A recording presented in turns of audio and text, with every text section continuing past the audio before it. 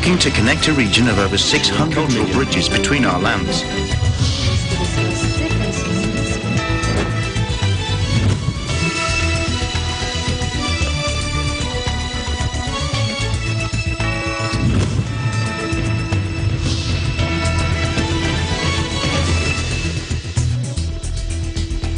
Hello, Malma Angeles. We're moving to the next stage of the pandemic, and as the world resets to the new normal, we find ourselves seeking the right balance between health and livelihood, constantly adjusting the boundaries between liberty and responsibility. Welcome to ASEAN in Focus. First, the Philippines will lift key coronavirus lockdown measures in the nation's capital, according to President Duterte, aiming to resuscitate an economy after nearly 3 months of strict home quarantine. Let's listen in. And, the NCR will now be placed under the General Community Quarantine, or the GCQ, starting June 1. Davao City will remain GCQ rather. And the other areas under GCQ, ano itong ating task force, the regions that would remain under GCQ will be regions 2, 3, 4A, and Pangasinan, Albay. Yan sila until we have reviewed the general situation.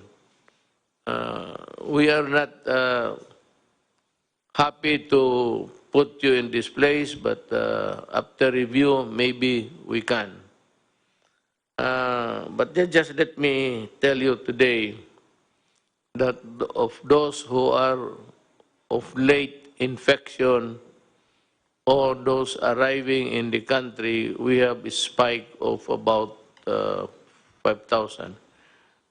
Secretary, 500 rather, sorry, 500 lang. And Secretary Duque will expound more on that.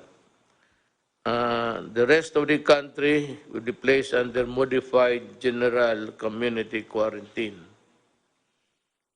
Again, the rest of the country will be placed under modified general community quarantine. That is very clear now. In other areas, it will be again on a piecemeal basis, depending on the viability of the place to meet the challenges of COVID. But from time to time, Secretary Roque would give us the places where there will be changes. Metro Manila, along with Laguna, Bataan, Bulacan, Nueva Ecija, Pampanga, and Zambales, are presently under modified enhanced community quarantine until May 31. ECQ was earlier imposed in Cebu and Mandaue cities from May 16 to 31, since these are considered as high-risk areas for COVID-19, while the rest of the country were placed under GCQ until May 31. Schools, bars, dine-in restaurants, and barber shops will all remain shut. The capital's shopping malls, de facto centers of community life and drivers of consumer spending, have been open at a limited capacity for about 2 weeks. President Duterte's announcement came hours after health officials announced 539 new coronavirus infections, the highest daily figure since the outbreak took off in March. Health officials said that was primarily due to delays in submissions from testing labs and a manual process for validating results. The Philippines has detected 15,588 cases with 921 deaths, and the capital has been under lockdown since mid-March, roughly the same time when hard-hit France and Spain issued their stay-at-home orders. While those countries have steadily loosened the restrictions in recent weeks, Manila only started allowing outdoor exercise 2 weeks ago.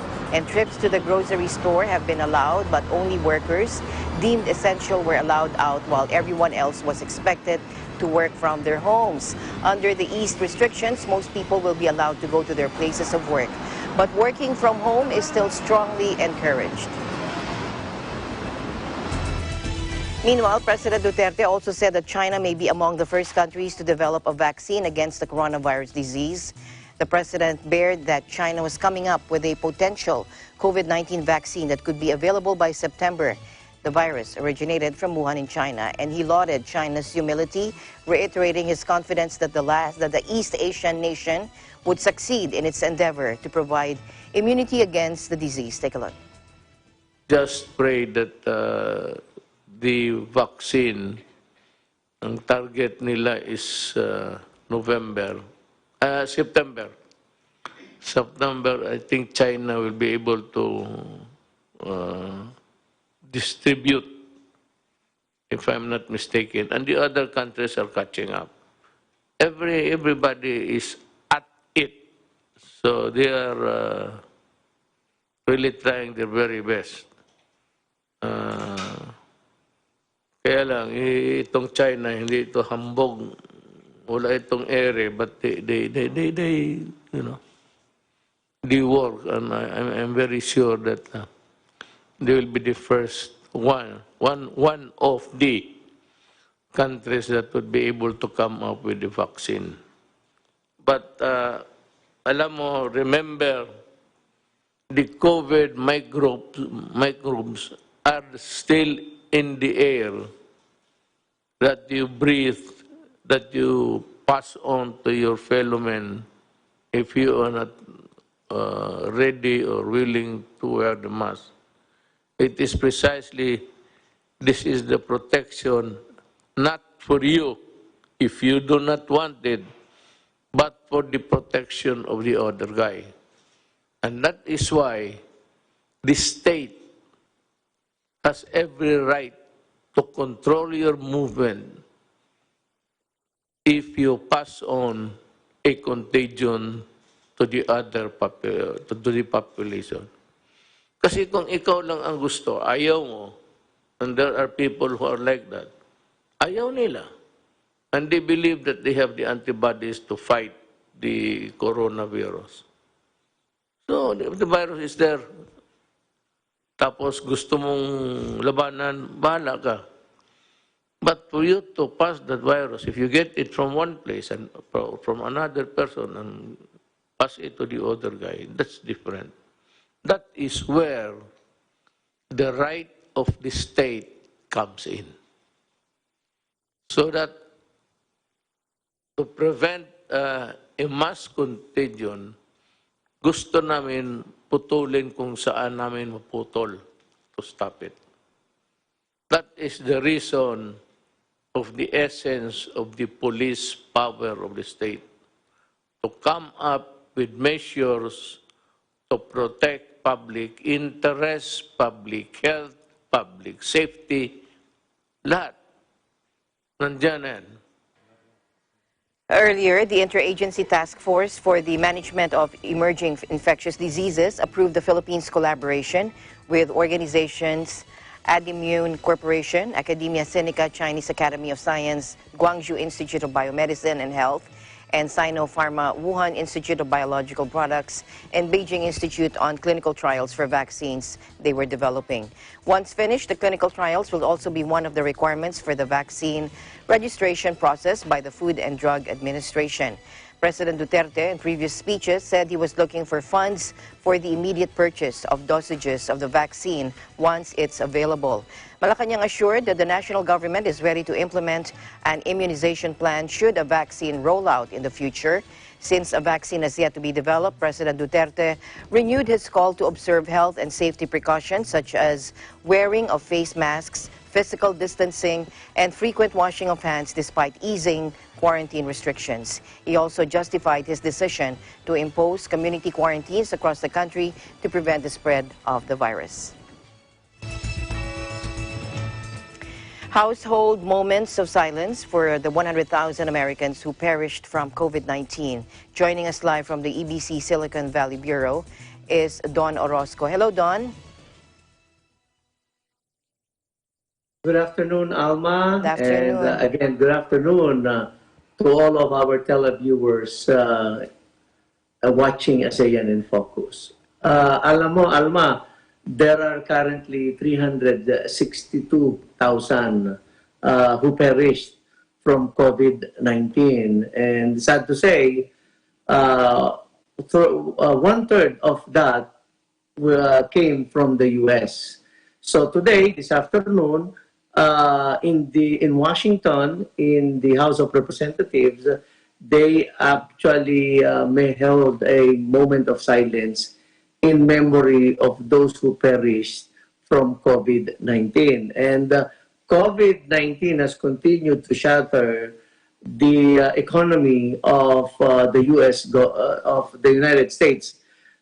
Just last week, there were 2.1 million new jobless application, which again, the government will actually pay for them. And the total number of lost jobs right now is a big number of 40.7 million Americans have been unemployed. But the good thing about being unemployed also in the U.S. is that the government is actually paying them $600 a week. That is $600 a week for the time being. They will be paid for the next 4 months while being unemployed. And Alma, just to give you an idea, there's too much unrest right now because of, I know you've heard about the George Floyd incident that happened in Minnesota, wherein he was actually being arrested, and the arresting officer was actually knelt on the neck of George Floyd, with actually the reason why he actually perished from this arrest. The cop is now was fired, and currently in Minnesota all the way to Los Angeles, there's a lot of protest going on because of this. Now, earlier, we showed that Shoe Mart in the Philippines have already opened its doors. Just to let you know that here in the U.S., we are already also opening some of our stores. Like, for instance, the flagship store of Apple. I know everyone is interested to go into Apple. So Apple, its flagship store in Palo Alto in California, already opened. And the policy, of course, is social distancing of 6 feet. And you come in, you have to have a mask. If you do not have a mask, they will give you bottled water and a mask. Again, you still get in and buy whatever stuff you want. On the government side, we are actually opening 71 of the 170 DMV offices. That's the Department of Motor Vehicles. So business has been opening slowly, gradually, and hopefully everything will go back to normal within the next 2 weeks. And that's the latest here in the U.S. This is Don Orozco reporting live from Silicon Valley. And again, just remind everyone to stay home, stay safe. We live in interesting times. Thank you, Don. To the beautiful island of Maldives, joining us live is Steffi Dewan. The government of Maldives has extended the state of public health emergency there. Steffi? Yes, Alma. Good morning from Maldives. Good afternoon from Manila. Yes. So an extension of emergency. Yes. in the island of Maldives. Yes. So, yeah, yeah. So here's the latest updates from the island country of Maldives. Government extends public health emergency until June 29. Minister of Health Abdullah Amin declared that the state of public emergency declared in Maldives due to the global pandemic COVID-19 has been extended until June 29. Maldives declared its first ever state of public health emergency under Section 33 of 7/2012 Public Health Act on over the COVID-19 pandemic from March 12 onwards on a period of 30 days. It was then extended twice. First is on April 10. For the newly gazette resolution, Minister Amin stated the Protection Agency or HPA's Director General that the danger of coronavirus has not yet come, placed Greater Malé region under lockdown for following the first confirmed cases of local transmission in Maldives. As one of the most densely populated cities of the world, Malé experienced a significant increase in the number of positive cases since then. The lockdown measures was further extended with the government banning travel restrictions across the country.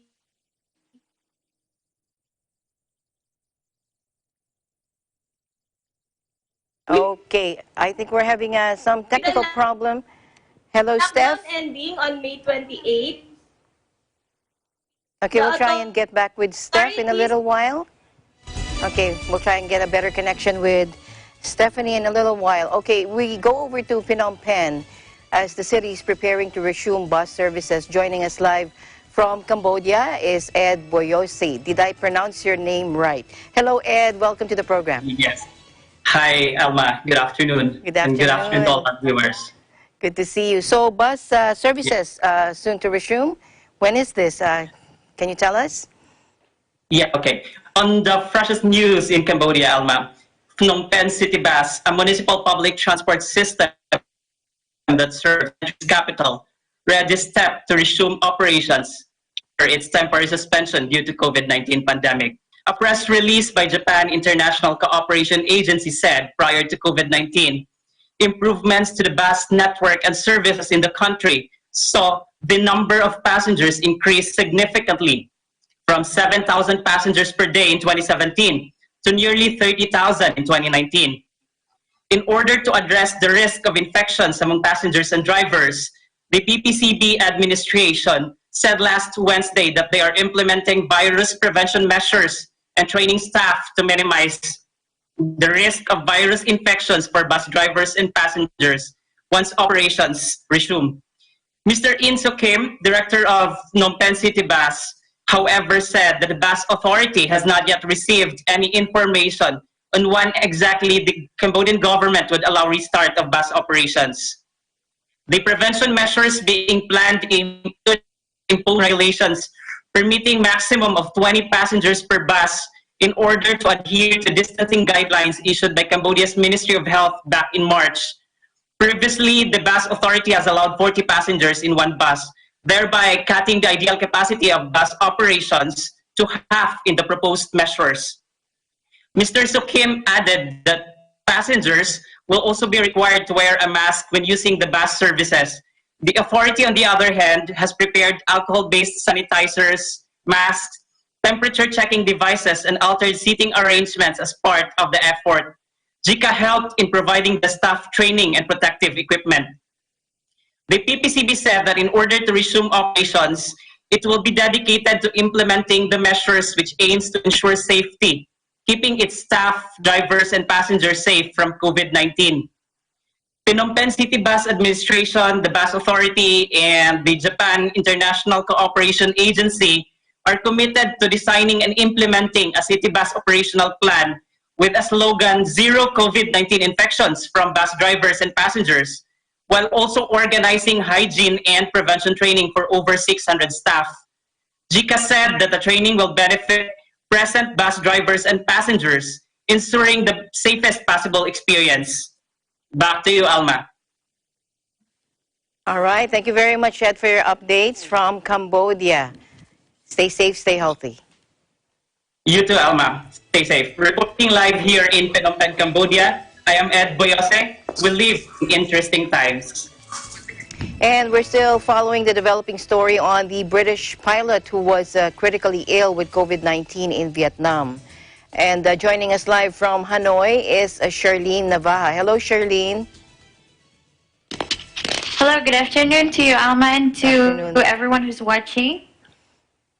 So the good news in Vietnam, in Ho Chi Minh City, the Vietnam's most critically ill COVID-19 patient had awoken from a coma and is now able to make basic communication with the doctors after his dosage of sedatives was reduced on Wednesday evening. So the 43-year-old pilot, who was named by the Scottish Daily Mail as Stephen Cameron, was connected to the Buddha Bar and Grill coronavirus cluster in Ho Chi Minh City's District 2. Chan Ting Ling, deputy head of Ho Chi Minh City-based Chorai Hospital's intensive care unit, said after reducing doses of muscle relaxants and reducing sedatives, Cameron is now capable of performing simple gestures while still on life support. He was previously declared treated of the coronavirus on May 21st, following many negative tests, but the disease has devastated his immune system and resulted in multiple organ failures. His coughing has improved and he can move his fingers and toes, although breathing and limb weaknesses remain issues. But he's no longer on kidney dialysis. So his lung functions have improved quite a bit compared to the worst moments during his treatment for the virus at the Ho Chi Minh City's Hospital for Tropical Diseases, since he was confirmed to be infected. But these improvements are not enough, his doctor said. So Ling said in 2 days, Chorai will hold consultations with the treatment subcommittee of the National Committee on COVID-19 control and prevention to determine if it's okay to wean him off of the extracorporeal membrane oxygenation or stop the treatment altogether. So the British Consul General also sent in Ho Chi Minh City, Ian Gibbons sent a letter to Ho Chi Minh last May 21st to the leadership and medical staff to thank them for their support for the British national, especially the excellent care for Cameron. And in another news, Alma, so the National Steering Committee on COVID-19 Prevention and Control agreed Thursday that Vietnam should still continue closing borders to foreign tourists at this time, as external COVID-19 transmission risks still remain. So the committee also agreed that inbound tourism would only be resumed once the safety conditions are met, and Vietnam may only consider to open doors to tourists from countries where the pandemic is put under control. Vietnam basically contained the pandemic with a relative low number of COVID-19 patients and has gone 42 consecutive days without community infection case, allowing the country to ease preventive measures to reboot the economy. Ching Thi Thuy, the Deputy Minister of Culture, Sports and Tourism, said the ministry has restarted domestic tourism through introduction of a range of promotion programs offering discounts and new products, resulting in positive signals, including high hotel occupancy of even 100%. So in a bid to recover the economy, Prime Minister Nguyen Xuan Phuc presided over a meeting with businesses on May 9, during which he called on the business circle to take strong actions toward the V-shaped growth of the national economy through the rest of this year. And along with the measures, that have been put into place to recover the economy, the government is still working to lock all external transmission risk and has only allowed foreign investors, experts, skilled workers, business managers, officials, and Vietnamese students learning abroad to enter the nation. So, as the pandemic is evolving complicatedly, all entrants to Vietnam must continue to comply with the current preventive regulations, said representatives from the Ministries of Health, National Defense, and the Public Security. So here in Vietnam, Alma, there are 327 confirmed cases, but 278 of those already recovered and 0 deaths. Back to you, Alma.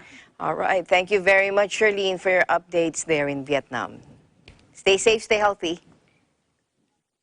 Likewise, Alma. So this has been Charlene Navaja reporting live from Hanoi, Vietnam. We live in interesting times. Okay, let's try, okay. Ho Chi Minh City with Chriselle Acuna. Urgent efforts are underway to complete the largest solar power plant in Vietnam. Hello, Chriselle. Hi, Alma. Good afternoon. Okay. So, yes, tell us about this. Very interesting. Okay. Yes, urgent efforts underway to complete Vietnam's largest solar power plant.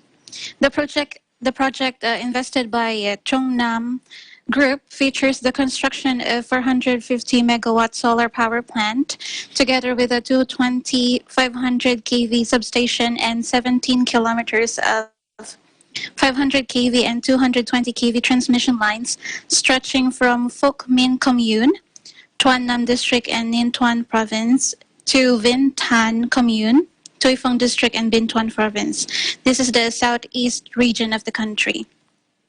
Chairman of the Ninh Thuan Provincial People's Committee, Lu Xuan Vinh, said that the project contributes to realizing the government's resolution number 115/NQCP on developing Ninh Thuan into renewable energy center of the country and grasping the Politburo's resolution number 55-NQ/TW on accelerating renewable energy development and encouraging the private sector to involve in energy development and construction of transmission infrastructure.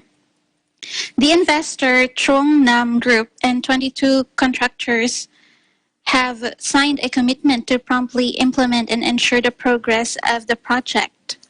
Once completed, the Tuan Nam solar power plant will not only add more than 1 billion kilowatt hour of electricity to the system each year, but also facilitate the development of renewable energy to replace other non-renewable sources and especially protect the environment.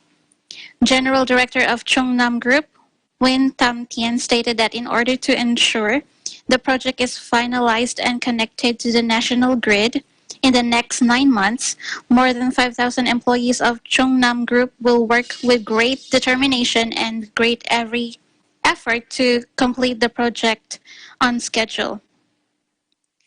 So, Alma, we can recall that early this year, World Bank offered technical and financial support to deploy these schemes and to help increase Vietnam's solar capacity and to help generate around 25,000 jobs.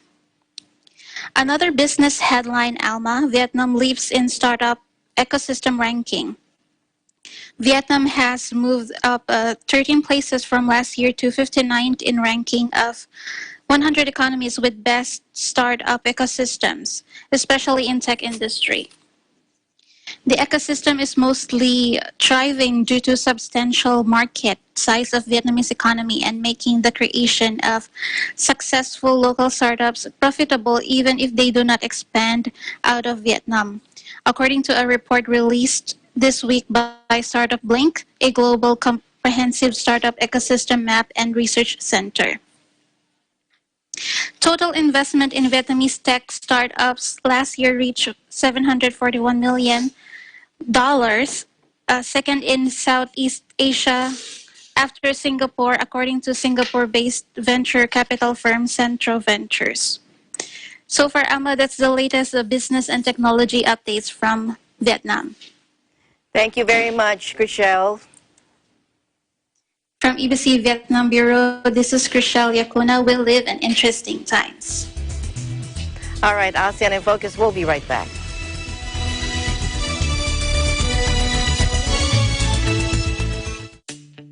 Kahit na maraming kababayan natin ang nasa loob lang ng kanilang tahanan, hindi naman ito naging hadlang upang ipamalas nila ang natatangi nilang galing.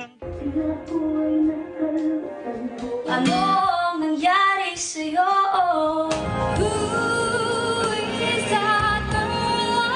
Sa ating next episode, saksihan ang online audition ng ating mga TNG aspirants. Siyempre, dito lang yan sa pinakamalaking talent competition sa Pilipinas, Tagisan ng Galing.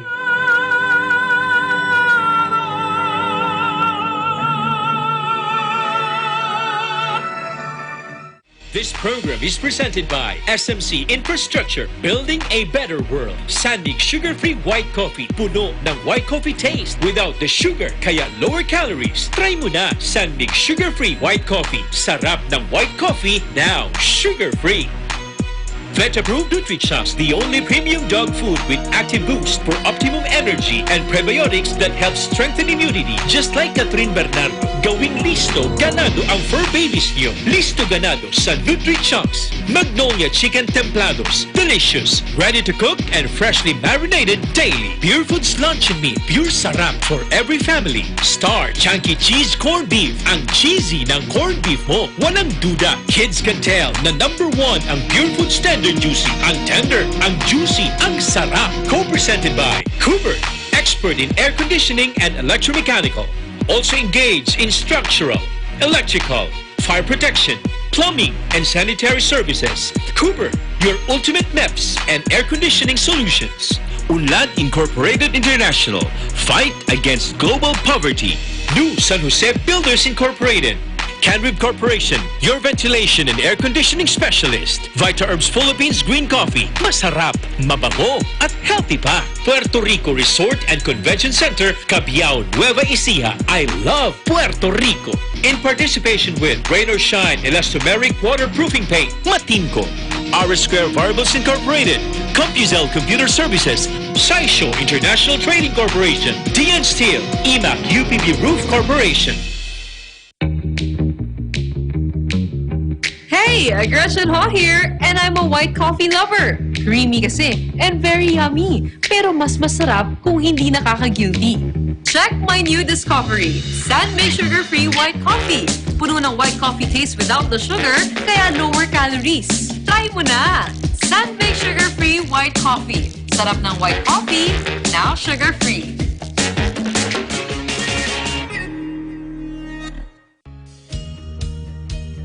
Skyway Stages 1 and 2, the elevated toll road system project, run from a section of the South Luzon Expressway from Alabang to Magallanes, Makati.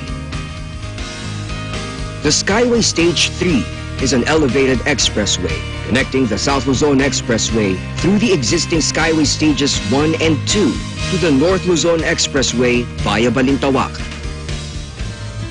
Skyway Stage 4 is an 80-kilometer mixed elevated and at-grade toll road that will connect the existing Skyway system starting from the FTI section all the way to Bulacan. Listo at ganado ang baby ko sa vet-approved Nutrichunks. With active boost and prebiotics na pampalisto.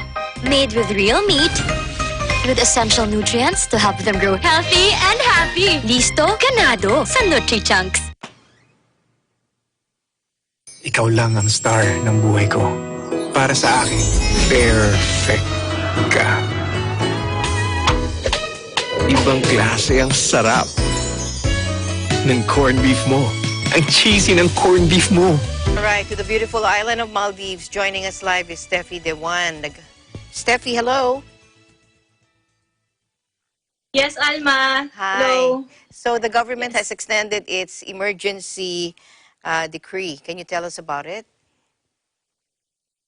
Yes, Alma. So, Minister of Health Abdullah Amin declared that the state of public health emergency declared in Maldives due to the global pandemic COVID-19 has been extended until June 29. Maldives declared its first ever state of public health emergency under Section 33 of 7/212 Public Health Act on over the COVID-19 pandemic from March 12 onwards for a period of 30 days. It was then extended twice. First is on April 10 for 30 days and then again till the end of May. In the newly Gazette resolution, Minister Amin stated that the decision to further extend is based on the Council of Health Public Health Maimuna Abu Bakuru not yet come to end. On April 15, Maldivian authorities placed Greater Malay region under lockdown for following the first confirmed case of local transmission in Maldives.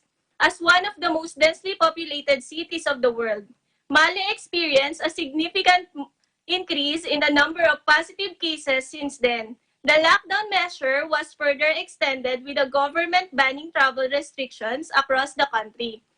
With the lockdown ending on May 28, the authorities have announced the 4-long-week phase of easing out the restrictions. Speaking at a press conference held at the National Emergency Operations Center, or NEOC, Minister Amin noted that the easing of restrictions will see movement within islands become less restrictive. The allowing of 3 individuals from each household in capital Malé to go outside for 2 hours with Maldives Police Service authorization and in addition to issuing special permits for businesses.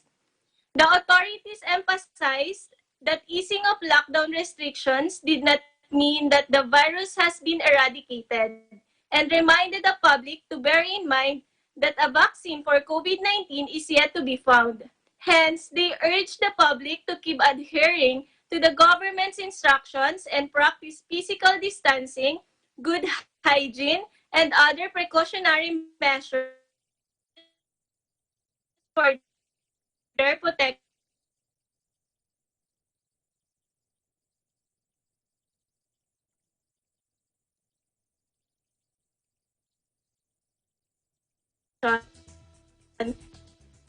And to curb the spread of infection as much as possible.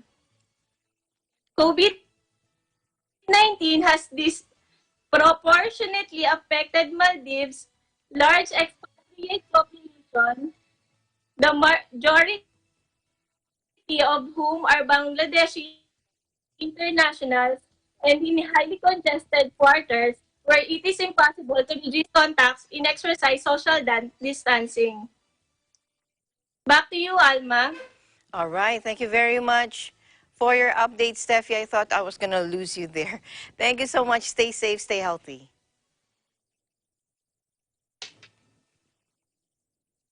Okay. Thank you so much, Alma. Reporting live from Maldives, this is Steph. Okay, to Bangladesh now, where Arabel Pascua joins us live. All businesses resume operations from May 31. Arabel, good afternoon from Manila. Good day, Alma.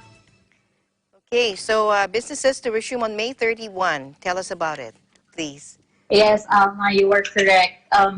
Here are the latest updates in Bangladesh. All offices and transport to resume operations from May 31. On the day when Bangladesh recorded its highest number of new coronavirus cases in a span of 24 hours, the government has announced the withdrawal of the ongoing nationwide public holiday after more than 2 months to allow all offices and businesses to resume operation from May 31 on a limited scale. The Cabinet Division issued a Gazette notification in this regard on Thursday. The directives will remain in force until June 15. According to the Gazette notification, all public, private, and autonomous offices can resume operations on a limited scale from May 31 to June 15. But everyone has to follow the 13-point health directives issued earlier by the Health Services Division. Some of the directives given were health health guidelines to be followed mandatorily outside homes, offices, and in public transports. Pregnant women, the elderly, and the sick asked to refrain from attending office. Public transport on roads and waterways, as well as trains, to operate with limited passengers from May 31. Markets and shops to remain open only from 10 a.m. to 4 p.m. Embargo on movement of people from 8 p.m. to 6 a.m. to remain unchanged. No rallies or mass gatherings will be allowed, and educational institutions to remain shut. In addition to that, the government is allowing domestic flights to resume in a reduced capacity from June 1, but international flights will stay suspended at least until June 15. Meanwhile, Bangladesh reports 15 new virus deaths and daily caseload tops 2,000 for the first time. Bangladesh has yet again recorded the highest COVID-19 cases in a single day, with 2,029 fresh cases. Another 15 people have died of the disease in the last 24 hours. With the latest figures, the country's COVID-19 death toll has risen to 559, and the total confirmed COVID-19 cases surpassed the 40,000 mark, climbing to 40,321. So far, 8,425 people have made full recovery after being infected by the novel coronavirus. Back to you, Alma. All right. Thank you very much, Arabelle. Stay safe, stay healthy. Thank you for your updates. Thank you very much, Alma. Reporting live from Bangladesh, I am Arabelle Pasqua. We live in interesting times. And the current swarms of locusts eating massive crops in India may now reach Sri Lanka. To tell us more about this, we have a live report coming in from Sri Lanka. Vanessa Viloria Silva joins us live. Hello, Vanessa. Hi, good afternoon, Alma. Good afternoon. Hi. Hi. Good afternoon. Good to see you. Yes, Alma. So here's the latest update here in Sri Lanka. Yes, thank you so much. Swarms of crop-eating locusts is spreading in India. Okay, just a minute, Vanessa. All right, Vanessa, we'll try and get you back as soon as we'll try and get a better connection. Let's first go to Malaysia. Okay. Let's first go to Malaysia. Ruby Tinawin joins us live from Malaysia. Hello, Malaysia. Hi, Alma. Hello, good Ruby. afternoon. Yes. So, yes, for the latest news here. Yes. Yes, Alma. Go ahead. Yes, for the latest news here in Malaysia, a special ministerial meeting has given the green light for 174 non-Muslim places of worship to reopen under strict COVID-19 SOP from June 10. The approved places are only those within COVID-19 green zones, which means churches and temples in the Kuala Lumpur and Selangor area are still not allowed to open.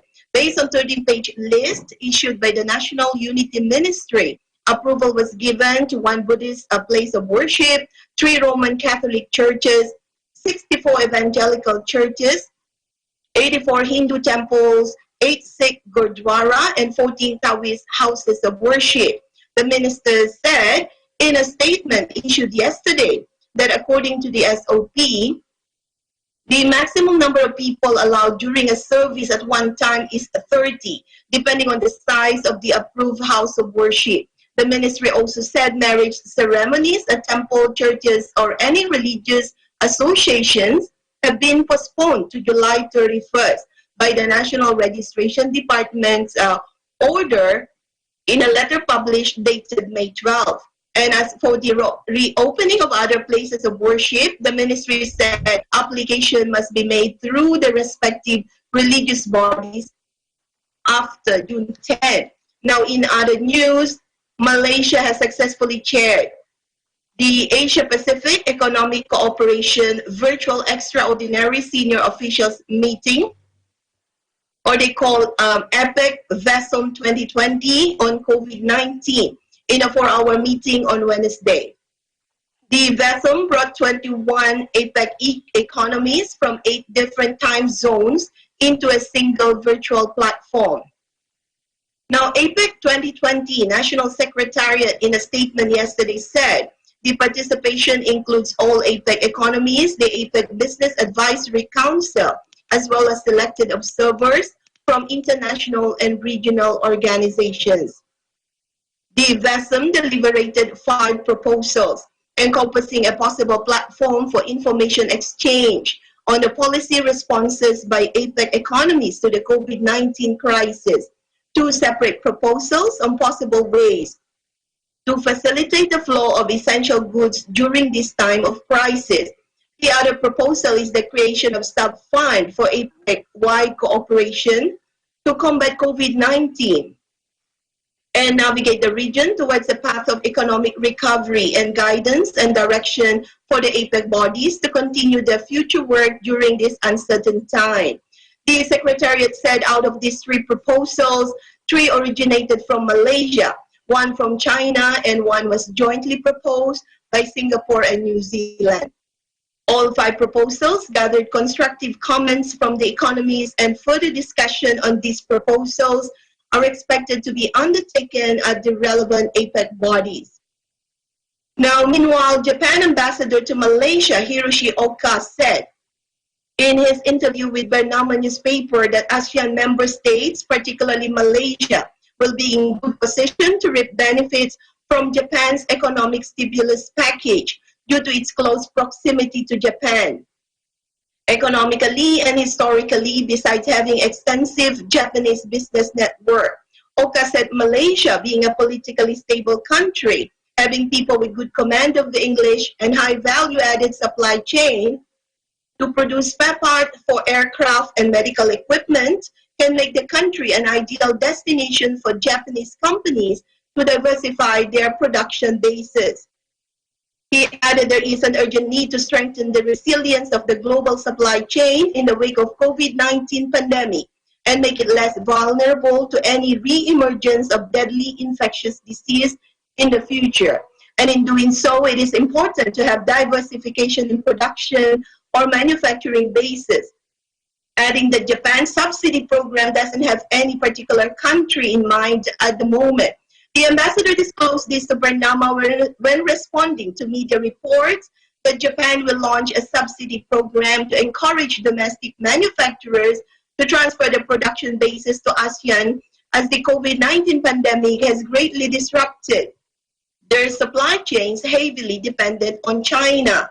Ambassador Hiroshi Oka said Japan is eager to support Malaysia and looking forward to the announcement of specific plans to implement the 6R plan now that the country is moving towards recovery phase of COVID-19.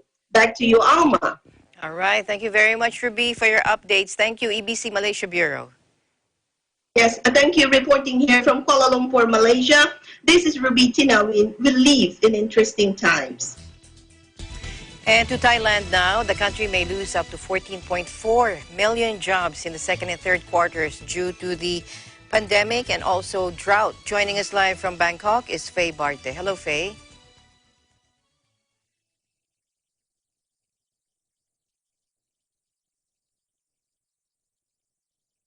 All right. Okay, so we'll try and get Faye back a little later. We go to New Zealand now. Joining us live from New Zealand is Bea Borja. Hello, Bea. 7 straight days Hello, of no... Hi. Hi. Okay, so 7 straight days of no new COVID cases. Wow. Tell us about it.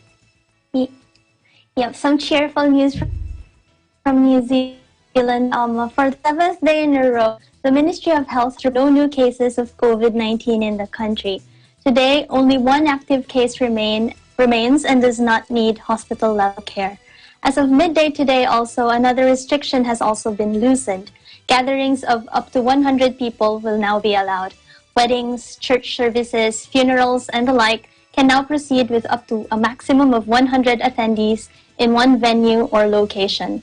Nevertheless, health guidance around hand hygiene, physical distancing, and in cases where attendees do not know each other, keeping a guest record of who are present in a gathering for contact tracing purposes will still have to be complied with.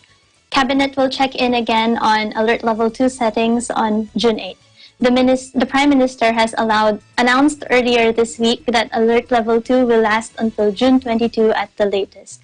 As before, the move to Level 1 will be based on whether available data and Health Ministry advice indicate that it is safe to do so. Alma? All right. Thank you very much, Bea, for your updates in New Zealand. Keep them coming. Thank you so much. Thank you so much. This is Bea Borja reporting live from Wellington City, New Zealand. We live in interesting times. Okay, back to Thailand, where the country may lose up to 14.4 million jobs in the second and third quarters due to the pandemic and drought. Joining us live from Bangkok is Faye Barte. Hello, Faye.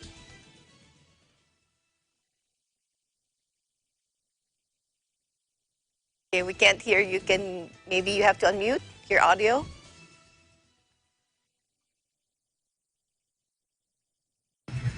There. Can you hear me, Faye?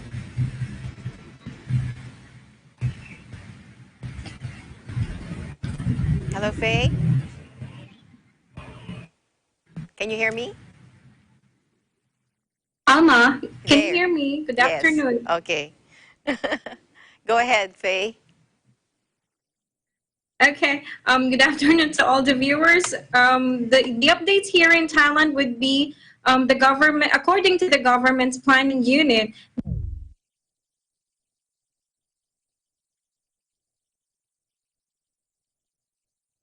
Okay. Faye, are you still there? We're waiting for you. Okay, the current swarms of locusts eating massive crops in India may now reach Sri Lanka. Joining us live from Sri Lanka is Vanessa Viloria Silva. Hello, Vanessa. Hi, Alma. Good afternoon. Good afternoon. So, what is happening in Sri Lanka? Yes, go ahead. Yes, Alma. There is a possibility that the swarms of crop-eating locusts spreading rapidly in several countries, including India, may spread in Sri Lanka as well, warned the Department of Agriculture, commenting further of the imminent threat of the locust attack to Sri Lanka. Dr. Virakun said all the relevant parties in the country have been made aware of the threat, adding the Department of Agriculture, Ministry of Agriculture, and several other government institutions are on high alert regarding the situation. This type of locust is spreading according to the wind pattern. Therefore, there is a possibility of the locust spreading to Sri Lanka given the changes to the wind patterns, said Dr. Virakon. Earlier this month, Pakistan declared an emergency, stating the locust numbers were the most in more than 2 decades. And another update, Alma, COVID-19 cases in Sri Lanka spikes to 1,503, with 34 new cases on Thursday. A total of 34 new cases were reported on Thursday, and 32 among them are returnees from overseas, and 2 of them are Sri Lankan Navy personnel. Among the 32 returnees, 15 are those who were repatriated from Kuwait, and the other 17 are those who returned from Dubai. The total number of active COVID-19 cases in Sri Lanka is at 748, with 68 individuals currently under investigation. 745 COVID-19 patients have been recovered and been discharged from the hospital. Back to you, Alma. Thank you, Vanessa, for your updates. Thank you so much. Stay safe, stay healthy. Thank you so much. Thank you so much, Alma. Reporting live from Sri Lanka, this is Vanessa Viloria Silva, and we live in interesting times. Okay, before we go to Bangkok, let's first go to Singapore. The country will stop using the PCR test as criteria for releasing COVID-19 patients. Joining us live is John Lord Cruz. Hello, John Lord. Hello, Alma. Good afternoon. Good afternoon. Hope you're doing well. I am. Thank you so much. How are you? How are you doing? Still okay. We're working at home. Okay. Thank you for your Thank time. you. Yes, so what are your updates from Singapore? PCR test will not be used anymore in Singapore. Is that right? Okay, so for Singapore updates, Singapore said it will stop using polymerase chain reaction tests as a criteria for releasing COVID-19 patients.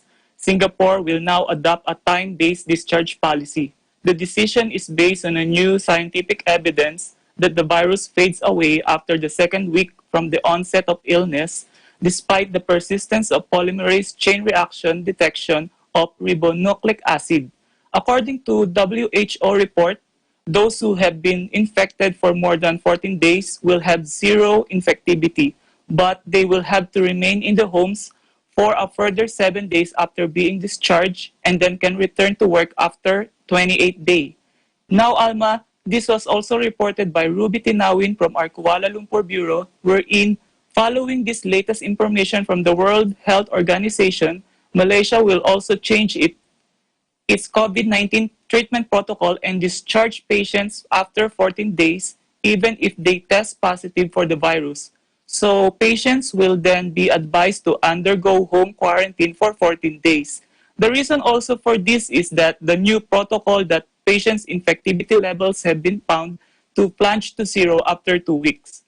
Singapore is gradually lifts its 2-month-long semi-lockdown from June 2 amid signs that community transmission has been kept under control.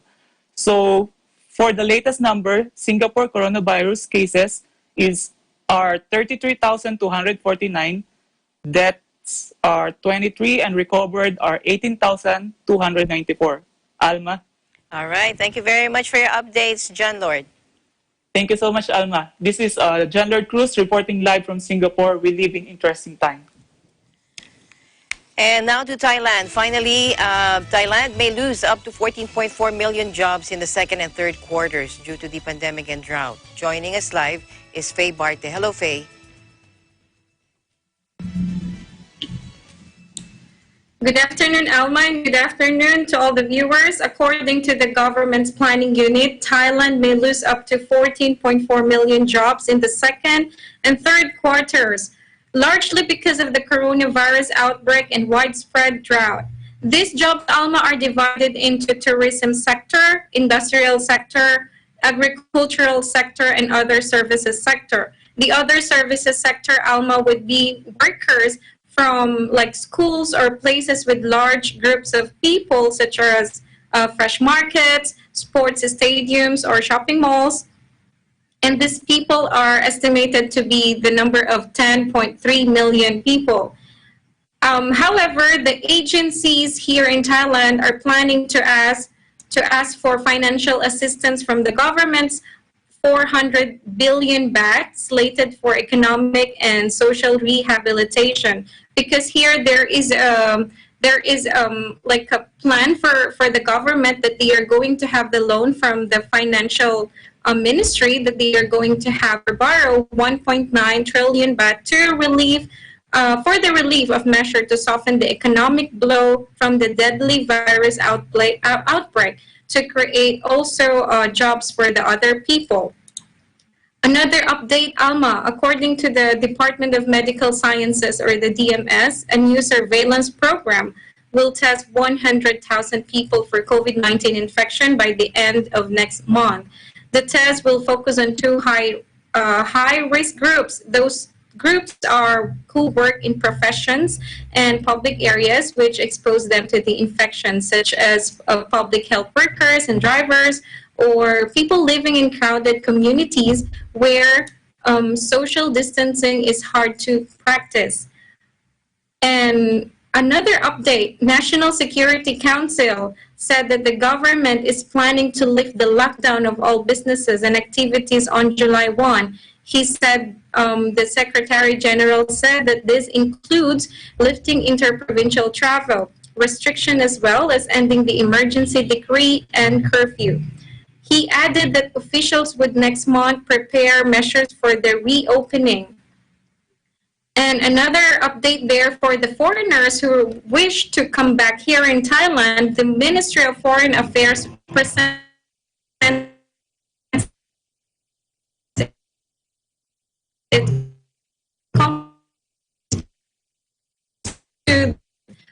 it would or have already been granted permission from a Thai government. One of the requirements that they need to have is a COVID-19 insurance worth of at least 100,000 US dollars. Alma. All right, thank you very much for your update. Thank you, Faye Barte and EBC Thailand Bureau. Faye? They're reporting live from Bangkok, Thailand, and we live in interesting times. Thank you, Faye. All right, I'm Alma Angeles. Thank you for joining us here in ASEAN in Focus. We live in interesting times.